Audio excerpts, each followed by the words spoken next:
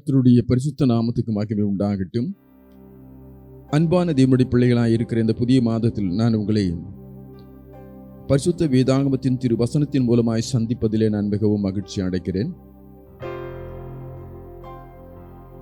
கர்த்தர் கொடுக்கிற மகிழ்ச்சியில் செழித்து வாழுங்கள்.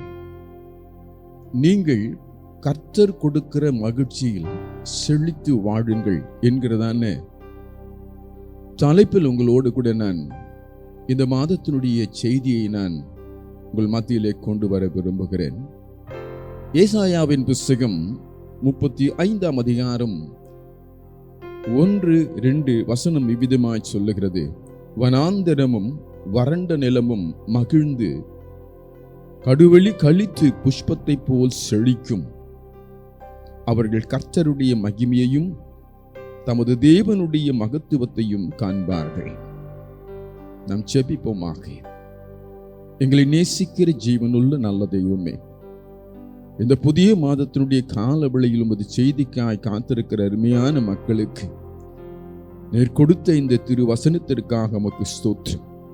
இந்த வசனத்தின் மூலமாய் அவளுக்கு ஆசீர்வாதத்தையும் மகிழ்ச்சியையும் செழிப்பையும் தந்து உம்மிலே கர்த்தாவே நிலைத்து இருக்கவும் உமது கிருபையில் வளரவும் கிருபை தார்.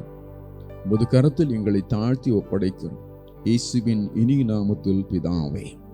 அன்பானவர்களே, தேவனுடைய மக்களாகிய உங்களுக்கு இந்த மாதத்தில் தேவன் கொடுத்த இந்த வசனத்தின் மூலமாக கர்த்தரை ஸ்தோத்திரியுங்கள். கர்த்தருடைய வசனத்தில் நம்பிக்கையும் விசுவாசத்தையும் வைத்து முன்னேறி மகிழ்ந்து செழிப்பாய் இருங்கள். இந்த வார்த்தையை சொல்லுகிற போது உங்கள் உள்ளத்தில் மகிழ்ச்சி என்கிறதான ஒரு வார்த்தையை நீங்கள் கேட்கிற போது இந்த காலத்தில் எங்களுக்கு மகிழ்ச்சி. உண்மைதான். இந்த காலம் எப்படிப்பட்டது என்பதை நாம் நன்கு அறிவோம். எங்கு பார்த்தாலும் பயம் நிறைந்ததான சூழ்நிலை, ஆபத்து, துயரம், துக்கம், வேதனையான சம்பவங்கள். அது மாத்திரமல்ல, துரோகம் நிறைந்த மக்கள்,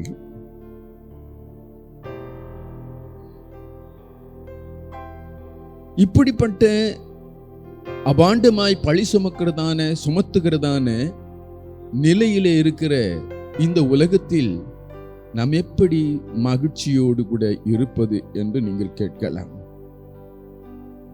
எங்கும் எதிர்ப்பு, எங்கும் நிந்தனை, எங்கும் பழிசொல், எங்கும் வியாதி, புது புது பெயரிலே வியாதிகள் எழும்புகின்றன. அது மாத்திரமல்ல, போராட்டங்கள் என்ற நிலை இப்படி இருக்கும் பொழுது இந்த வசனத்திற்கும் நமக்கும் என்ன தொடர்பு இருக்கிறது என்பதை நினைத்து பார்க்கிற பொழுது அநேகர் நாம் இப்போது இந்த உலகத்தில் நிம்மதியற்று மகிழ்ச்சியற்று இருக்கிறோம். இனி எங்கு நமக்கு மகிழ்ச்சி கிடைக்கும்? வாழ்க்கையே வெறுத்து ஒதுங்கி போய் இவ்வளவுதான் என்று நாம் நினைத்து கொண்டிருக்கிற வேளையில் தேவனுடைய வார்த்தை உன்னை நோக்கிதான் வருகிறது. இந்த மாதத்தில் தேவன் உன்னை இந்த வசனத்தின் மூலமாகவே சந்திக்க விரும்புகிறார். ஆகவே தேவனுடைய மக்களை எந்த காலத்திலும் எந்த சூழ்நிலையிலும் கைவிட்டது இல்லை. அவர்கள் மகிழ்ந்து இருக்க வேண்டிய காரியங்களை அவரே செய்கிறார். ஆகவே நீங்கள் மகிழ்ச்சியோடு கூட இருப்பதற்கு நீங்கள் ஆயத்தமாயிருங்கள். தேவன் சொல்லுவதை செய்யுங்கள். உங்கள் வாழ்க்கை செழிப்பாய் மாறி மகிழ்ந்து களி கூர்ந்து கர்த்தரை ஆனந்த சத்தத்தோடு துதிக்கிறவர்களாக நீங்கள் இருப்பீர்கள். பாருங்கள், அநேக தேவ மக்கள் அவ்விதமாகவே வனாந்தரத்தை போல இருந்தவர்கள், வறட்சியிலே ஒன்றுமில்லாமல் இருந்தவர்கள் இந்த வசனத்தின் வார்த்தையின்படியே தங்களை நினைத்து பார்த்தவர்களை எல்லாம் தேவன் செழிக்க செய்திருக்கிறார். ஒரு வாழ்க்கையிலே மகிழ்ச்சியை கொடுத்திருக்கிறார். அவர்கள் கம்பீர சத்தத்தோடு கர்த்தரை நன்றியோடு துதித்து பாடி ஆராதித்தவர்களாக, அனுபவம் உடையவர்களாக அநேகர் வேத புத்தகத்திலே நாம் காண முடியும். பாருங்கள், தாவீது தனக்கு ஏற்பட்ட சொல்ல உண்ணாத வேதனையின் மத்தியிலே தான் கர்த்தரை களி கூர்ந்து மகிழ்ந்தார். அதன் காரணமாக அநேக பாடல்கள் மூலமாக கர்த்தரை ஆனந்த சத்தமாய் துதித்து ஆராதித்தார். நீங்களும் மகிழ்ச்சியாய் இருப்பீர்கள் என்ற நம்பிக்கையோடு கூட இந்த வசனத்தை உங்களுக்கு சொந்தமாய் மாற்றிக் கொள்ளுங்கள். இந்த வாக்குத்தத்தத்தை உங்களுக்கு உரிமையாய் எடுத்து தனதாக்கிக் கொள்ளுங்கள். மனமுடைந்து போகாதிருங்கள். உங்கள் வாழ்க்கையிலே தேவன் மகிழ்ச்சியை அவர் கொண்டு வருவார். தாவீதின் தேவன் அவரை எவ்விதமாய் மகிழ்ச்சியாய் கொண்டு வந்தாரோ, வனாந்தரமும் வறண்டதுமான நிலையில் இருந்த அவருடைய வாழ்க்கையை தேவன் எவ்விதமாய் செழிக்க செய்தாரோ, அதே தேவன் தான் உன்னோடு இன்றைக்கு இந்த வசனத்தின் மூலமாக தேவன் பேசிக் கொண்டிருக்கிறார். ஏசாயாவின் புஸ்தகம் 35:1 அந்த வாக்கு தத்தத்தை கொடுக்கும் பொழுது உன் துக்கம் சந்தோஷமாய் நிச்சயமாய் மாறும். ஒரு கர்த்தருடைய பிள்ளைக்கு மகிழ்ச்சிக்கு காரணம் நீங்கள் நினைக்கலாம், இந்த உலகம் ஒரு சிலரை மகிழ்ச்சியாய் வைத்திருக்கிறது, எனக்கு மகிழ்ச்சி இல்லை. அவர்களுக்கு திறமை இருக்கிறது, ஆகவே அவர்கள் மகிழ்ச்சியாய் இருக்கிறார்கள் என்று நீங்கள் நினைக்கலாம். இல்லை பிரியமானவர்களே, கர்த்தர் எந்த மக்களோடு கூட இருக்கிறார்களோ அவர்களுக்கு தான் மகிழ்ச்சி என்பதை அறிந்து கொள்ளுங்கள். கர்த்தர் உங்களோடு கூட இருந்தால் நிச்சயமாகவே இந்த வார்த்தையின்படி மகிழ்ச்சி உங்களை விட்டு அகன்று போகாது என்பதை உணர்ந்து கொள்வீர்களாக. பாருங்கள், இந்த உலகத்தில் மகிழ்ச்சிக்காக, சந்தோஷத்திற்காக செய்கிற காரியங்களை கண்கூடாய் பார்க்கிறீர்கள். அநேக களியாட்டுகள், வேடிக்கை நிகழ்ச்சிகள் போன்றவை எல்லாவற்றையும் கண்டிருக்கிறீர்கள். அவைகளை நாடி ஓடி சென்று மகிழ்ந்து இருப்பதை போல மற்றவர்களுக்கு காண்பிக்கிறார்கள். அது மாத்திரமல்ல, மதுபான கடைகளை தேடி ஓடுகிறார்கள், நடன அரங்குகளை தேடி ஓடுகிறார்கள், சீட்டாட்டங்கள் போன்றதான தங்களுடைய வாழ்க்கையை கெடுத்து போடுகிறதான இந்த சூதாட்டத்திலும் கூட மகிழ்ச்சி இருக்கிறது என்று ஓடுகிறார்கள். அதை கண்ட அநேக தேவனுடைய பிள்ளைகளும் கூட இந்த உலகத்தோடு ஒத்து அவர்களைப் போலவே மகிழ்ச்சியாய் இருக்க நினைக்கிறவர்கள் அநேகர் உண்டு. ஆனால் முடிவு மகிழ்ச்சி அல்ல, அவர்கள் வறண்டதும் விடாய்த்ததுமாய் கேடுபாடற்ற ஒரு நிலத்தை போலவே ஒதுக்கி தள்ளப்படுகிறவர்களாகவே இருக்கிறார்கள். சரீரத்திலேயும் கேடுபாடுகள், ஆத்துமாவிலோ அவர்கள் படுகிற வேதனைகள் ஒன்றல்ல. எதிர்காலத்திலும் அவர்கள் நம்பிக்கை இல்லை. ஆனால் அவர்களுக்கு எது உண்மையான மகிழ்ச்சி என்று தெரியாதபடியினாலேதான் இவ்விதமான சூழ்நிலைக்கு அவர்கள் சென்று கொண்டிருக்கிறார்கள். ஆனால் கர்த்தருடைய பிள்ளைக்கு மகிழ்ச்சி எது என்று நன்றாய் தெரிந்திருக்க வேண்டும். இதைதான் தாவீது தன் அனுபவத்திலே அவர் சொல்லுகிற பொழுது, சங்கீதம் 122:1 கர்த்தருடைய ஆலயத்திற்கு போவோம் வாருங்கள் என்று எனக்கு அவர்கள் சொன்ன பொழுது மகிழ்ச்சியாயிருந்தேன். மகிழ்ச்சியினுடைய ஆரம்பமான ஒரு இடத்தை அவர் கேள்விப்படுகிற பொழுதே அவருக்கு அளவற்ற ஒரு மகிழ்ச்சி. அந்த மகிழ்ச்சி எங்கே இருக்கிறது, எங்கிருந்து ஆரம்பிக்கிறது என்பதை அவர் உணர்ந்துதான் அதை சொல்லுகிறார். கர்த்தருடைய ஆலயத்திற்கு போவோம் என்று சொன்ன பொழுதே மகிழ்ச்சியாயிருந்தேன். இன்றைக்கு அநேக நண்பர்கள் தாங்கள் போகிற இடத்திற்கு சொல்லுகிற பொழுது பல முக்கியமான வேலைகளை இருந்தாலும் விட்டுவிட்டு அங்கே ஓடி மகிழ ஓடுகிறார்கள். ஆனால் தாவீது ஒரு இடத்தை கேள்விப்படுகிறார். ஆலயத்திற்கு போவோம், அவருக்கு எத்தனையோ வேலைகள் உண்டு. ஒரு அரசன், பல வேலைகள் உண்டு. ஆனால் அதையெல்லாம் மறந்தவராக, வேலையை மறந்தவராக, பொறுப்பை மறந்தவராக, அவருக்கு மகிழ்ச்சியான ஒரு காரியத்தை தேடுவதற்கு இந்த ஆலயத்தை முதன்மையாய் அவர் வைத்திருந்தார். அந்த மகிழ்ச்சியினுடைய பிரவாகத்தினாலேதான் அவர் ஆலயத்தின் மேல் வைத்த வாஞ்சையினாலேதான் கர்த்தரை துதிக்க அவர் ஆலயத்தை நோக்கி ஓடினார். பாருங்கள், சங்கீதம் 84:2 என் ஆத்துமா கர்த்தருடைய ஆலய பிரகாரங்களின் மேல் வாஞ்சையும் தவனமாயிருக்கிறது, என் இருதயமும் மாம்சமும் ஜீவனுள்ள தேவனை நோக்கி கம்பீர சத்தமிடுகிறது. எங்கே அவருக்கு மகிழ்ச்சியின் கம்பீர சத்தம் இருக்கிறது என்றால் தேவனுடைய ஆலயத்திலே. அநேகர் தேவனுடைய ஆலயம் என்றால் அசட்டை செய்வதும், அதை பெரிய பொக்கிஷமா எண்ணாதபடி அற்பமான ஒரு நிலையிலே எண்ணக்கூடிய மக்கள் வாழ்கிற இந்த நாட்களிலே நாம் இருக்கிறோம். ஆனால் தேவனுடைய பிள்ளைகளுக்கு எங்கே பொக்கிஷம், எங்கே மகிழ்ச்சி இருக்கிறது என்று உணர்ந்து கொள்வோமே ஆகில், கர்த்தர் இந்த நாட்களில் உனக்கு கொடுத்த சபைதான் மகிழ்ச்சி உனக்கு கொண்டு வருகிறதான, கொடுக்கிறதான ஒரு இடமாய் இவை இருக்கிறது. ஏனென்றால் சபை கர்த்தரால் உருவாக்கப்பட்டது. தன்னையே அவர் கொடுத்து சபையை உருவாக்கினார். விசேஷித்த விதமானது.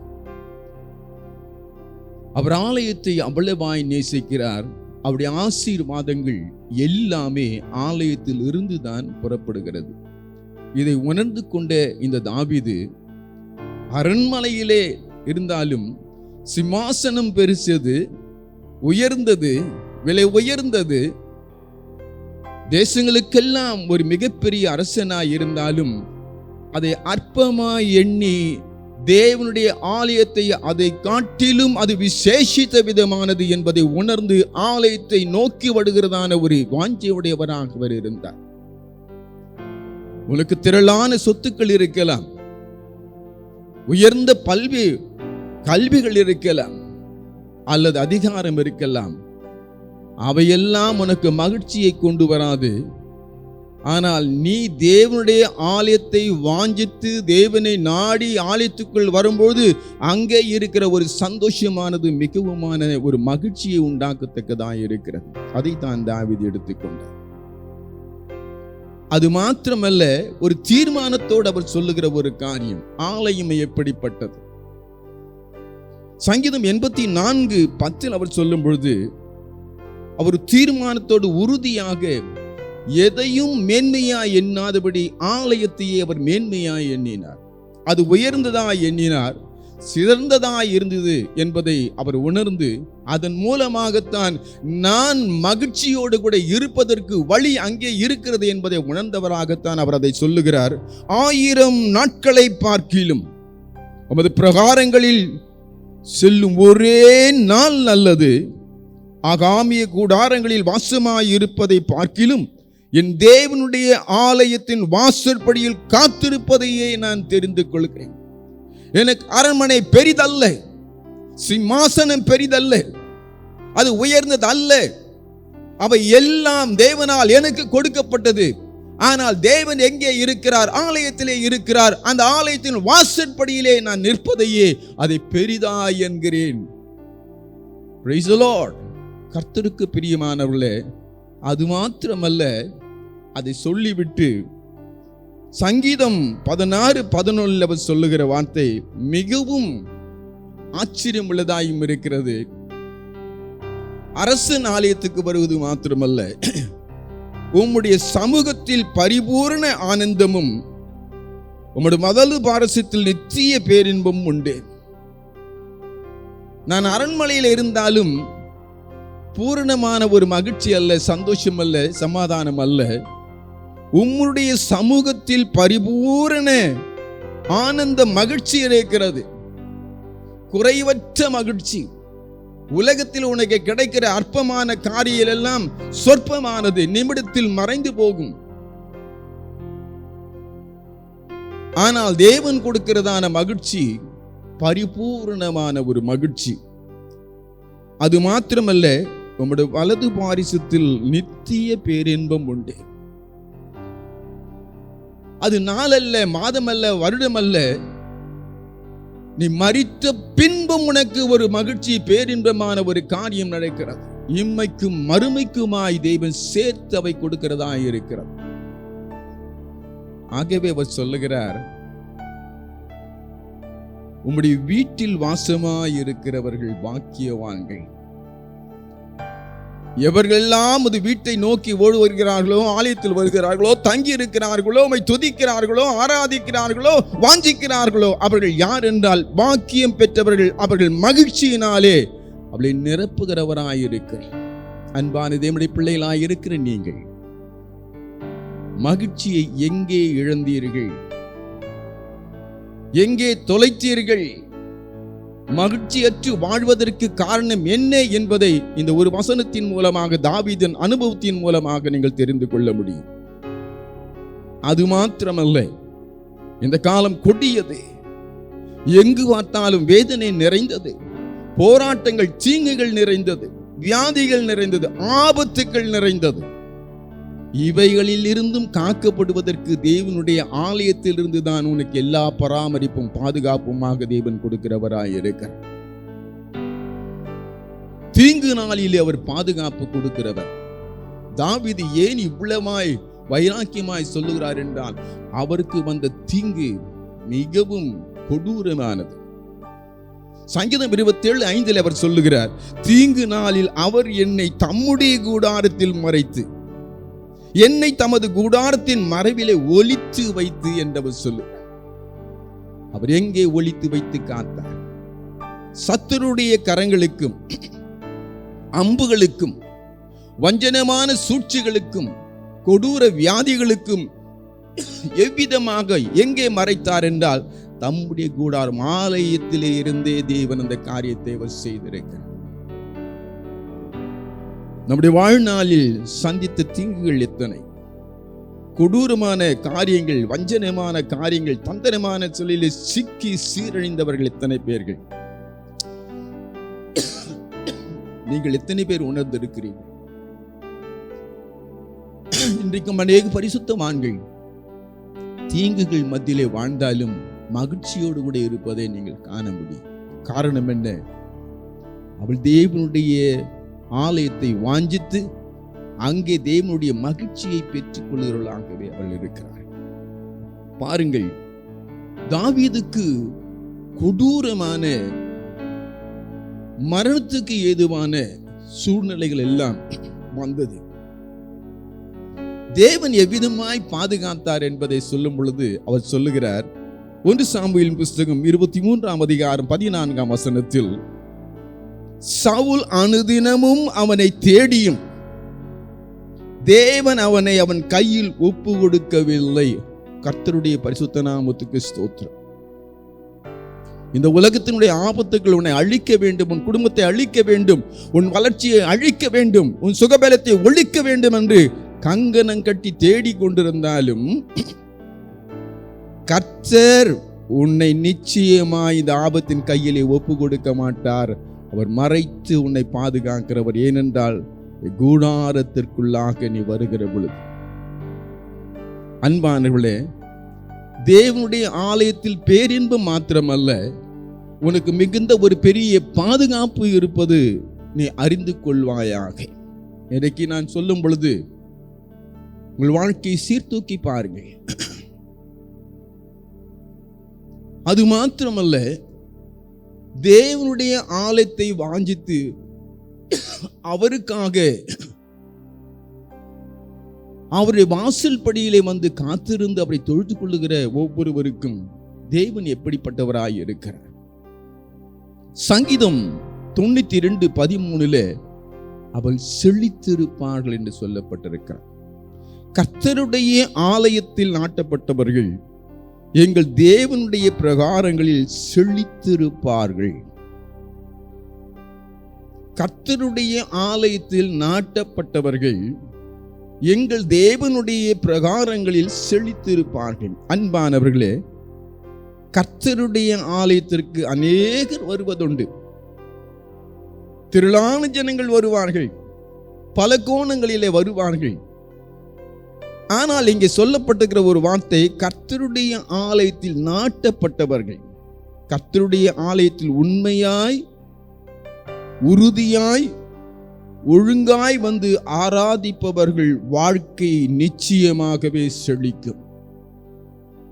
தாவீதுடைய வாழ்க்கை செழித்ததற்கு காரணம், தேவன் ஆலயத்தில் இருக்கிறார் என்பதை உணர்ந்து மகிழ்ச்சி கொடுக்கிறார் என்று ஆலயத்துக்கு வாஞ்சியோடு கூட வருகிறவர், சிம்மாசனம் பெரிது என்று எண்ணாதபடி ஆலயத்திலேயே உண்மையாய் தொழுது கொண்டவர், அதிலே உறுதியாய் இருந்தபடியினாலே அவருடைய வாழ்க்கை செழிப்பாய் இருந்தது. வேதம் சொல்லுகிறது, உன் ஆத்துமா வாழுகிறது போல எல்லாவற்றிலும் வாழ்ந்து சுகமாயிரு. சிலர் அநேகர் ஆலயத்தில் உண்மையாய், உறுதியாய், ஒழுங்காயிருப்பதில்லை. ஆலயத்தை ஒரு மிகப்பெரிய பொக்கிஷமாக, மதிப்புள்ளதாக நினைப்பதே இல்லை. காலத்துக்கேற்ப, தனது வசதிக்கேற்ப ஆலயத்தை நாடி வருகிறவர்களாகவே இருக்கிறார்கள். எங்களுடைய முற்பிதாக்கள் சொல்லும் பொழுது சிலரை பார்த்தவர் சொல்லுகிற வார்த்தை உண்டு, பண்டிகை கிறிஸ்தவர்கள் என்பார்கள். பண்டிகை தோறும் ஆலயத்துக்கு வருவார்கள். இன்றைக்கு அநேகர் அவ்விதமாகத்தான் இருக்கிறார்கள். நினைத்து கொண்டால் வருவார்கள், இல்லை என்றால் இல்லை. ஆனால் வேதம் சொல்லுகிறது, உண்மையாய் ஆலயத்தை நேசிக்க வேண்டும், உறுதியாய் ஆலயத்திற்கு வர வேண்டும், ஒழுங்காய் தேவனை ஆராதிக்க வேண்டும். பாருங்கள், தாவீது தன்னை குறித்து சொல்லுகிற பொழுது சங்கீதம் 52:8 நானோ தேவனுடைய ஆலயத்தில் பச்சையான ஒலிவ மரத்தை போல் இருக்கிறேன். ஆலயத்தில் நட்டப்பட்டவர்கள் பட்டு போனவர்கள் அல்ல, பலன் தராதவர்கள் அல்ல, இலை உதிர்ந்து போனவர்களும் அல்ல. பச்சையான ஒலிவ மரத்தை போல் இருக்கிறேன் என்று சொன்ன ஒலிவ மரம் நீடித்து இருப்பது. ஒரு இடத்தில் நடப்பட்ட அந்த ஒலிவ மரம் நிலைத்து இருப்பது,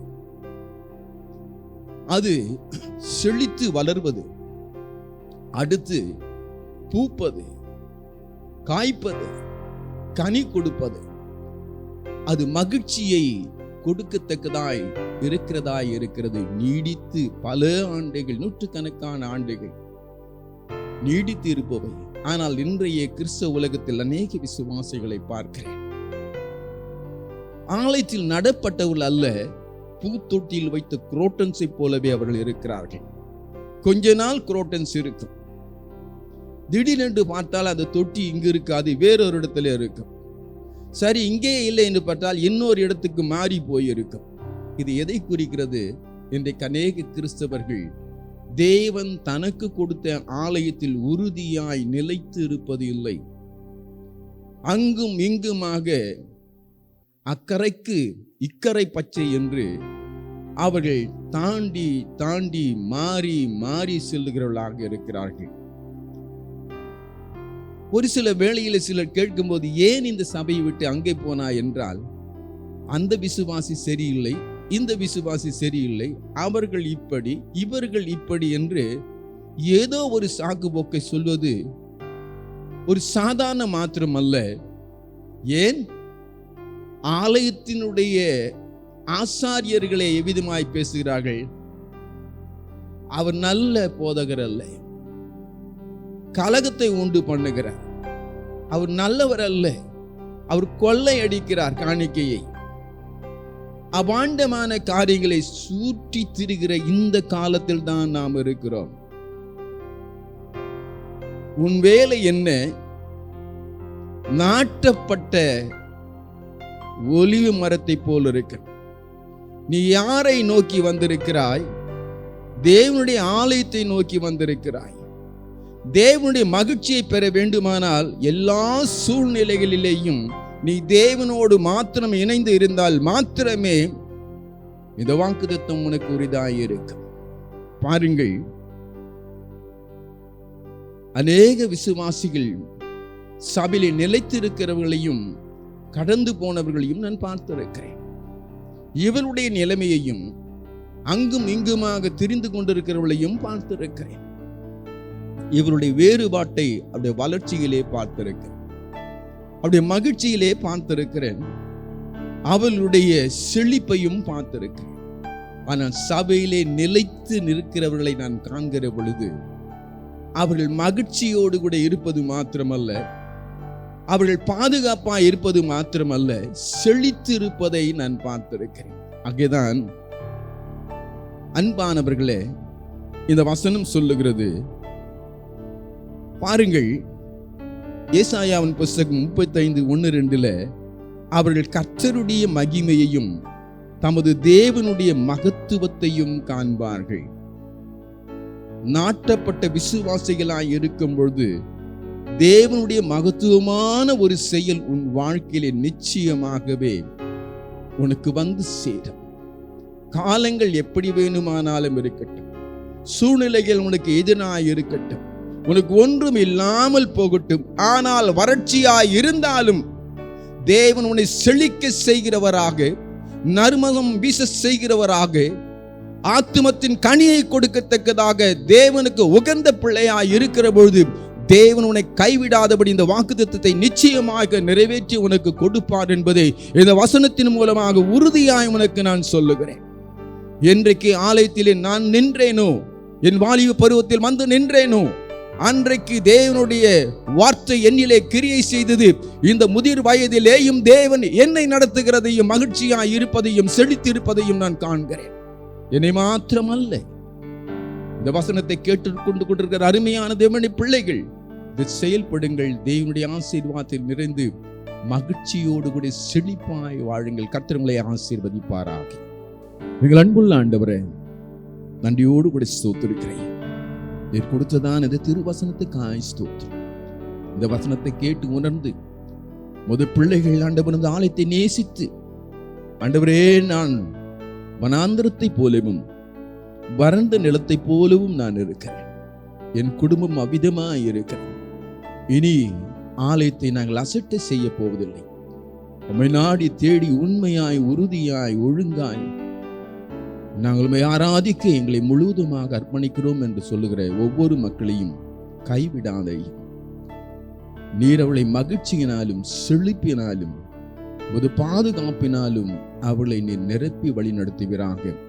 ஒவ்வொருவரையும் ஆண்டவரே உமது கரத்தில் ஒப்படைக்கிறையா. இந்த சத்தம் இவள் காதில் ஒலித்ததோ, அவள் எல்லோரும் உமது பிள்ளைகளாக உமது ஆசீர்வாதத்தின் நிறைவின் மகிழ்ச்சியில் எப்போதும் இருக்கத்தக்கதாக பரிபூர்ண ஆனந்தம் அவளுக்குள்ளே நிலைத்திருக்கத்தக்கதாய் கிருபைத்தார். இயேசுவின் இனி நாமத்தில் பிதாவே.